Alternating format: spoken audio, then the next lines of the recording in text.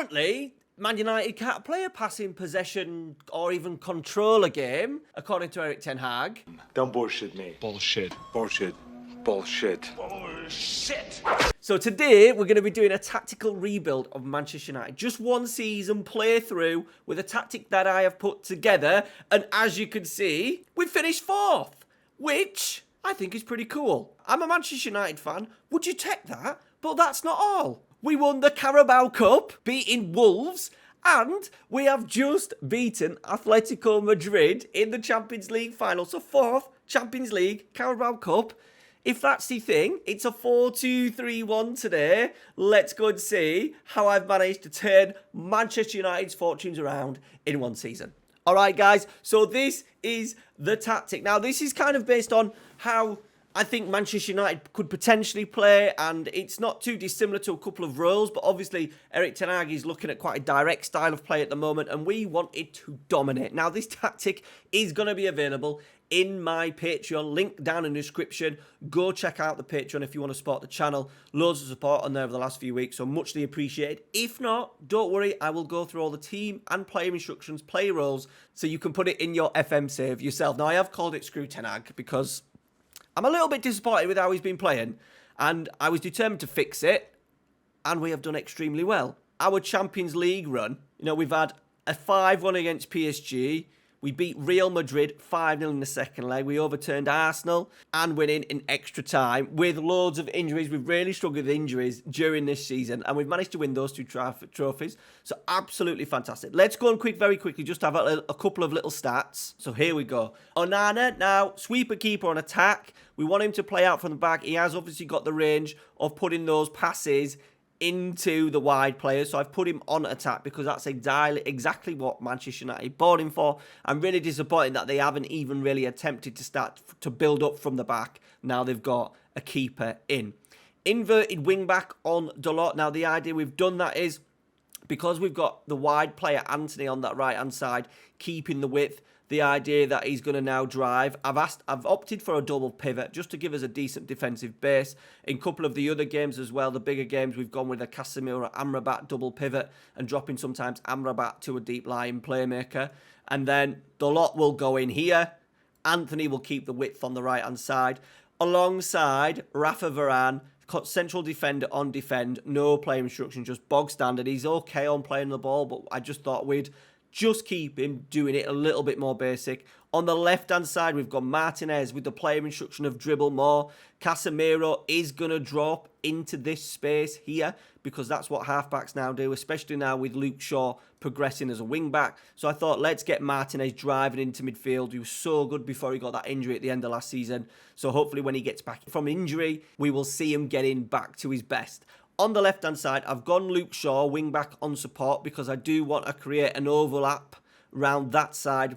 Obviously, I've got Marcus Rashford up there, who's naturally going to cut in as inside forward.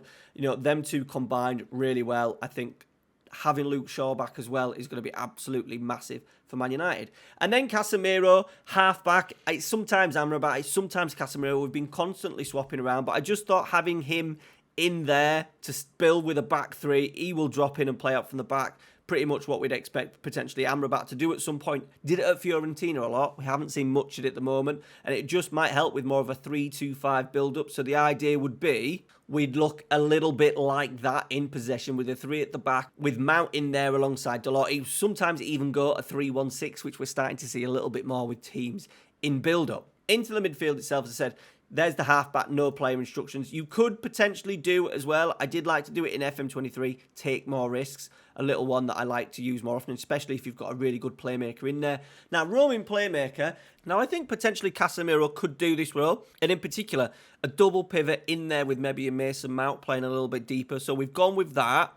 I said, big games, I've swapped it about. We had a Volante at the start of the season. Didn't quite work because I wanted just to keep that base. And we often see him just moving up a little bit into sort of like this middle third ahead of Casemiro to make a little bit more of an isometrical sort of shape and build up. Mount has played there for the majority of the season and he's had a decent season. 44 appearances, 8 goals and 7 assists from that deep midfield position. On the right-hand side, Anthony or Sancho. We've actually been playing Palestri out there with lots of rotation this season with the amount of games.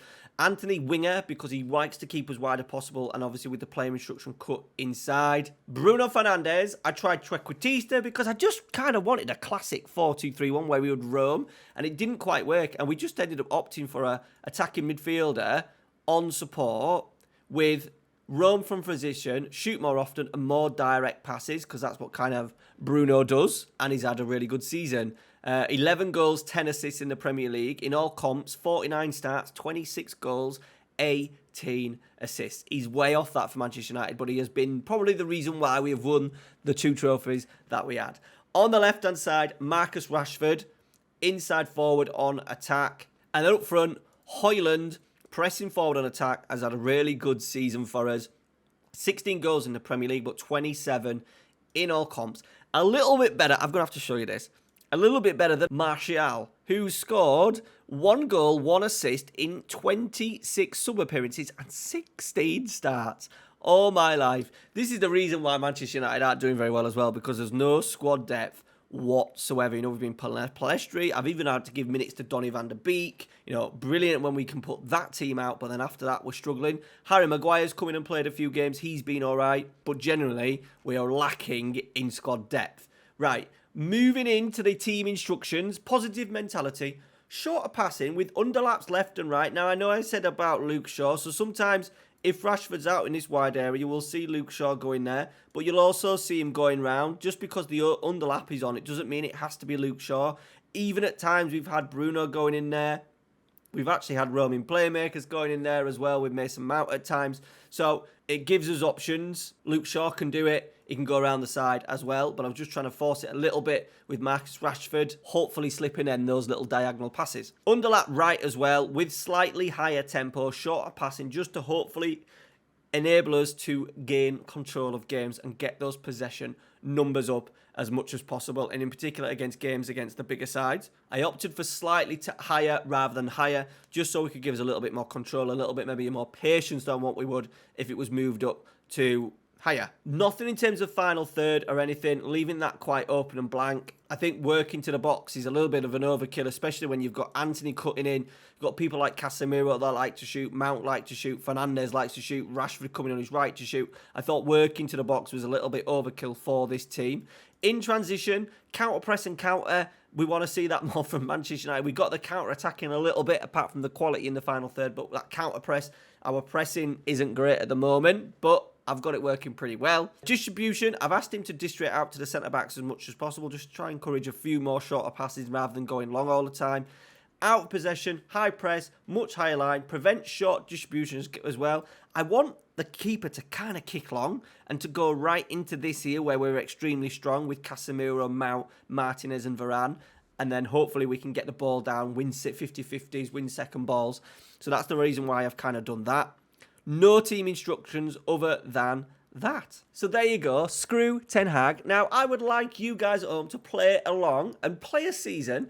Post the pictures in my Discord. And right here in my Discord, we've got tactical rebuilds where I want you guys at home to be posting your tactic and your results. One season with Manchester United. No signing players, no selling players. Just play the tactic. Play the game. Let me know how you've got on. Check out the link to the Patreon down below.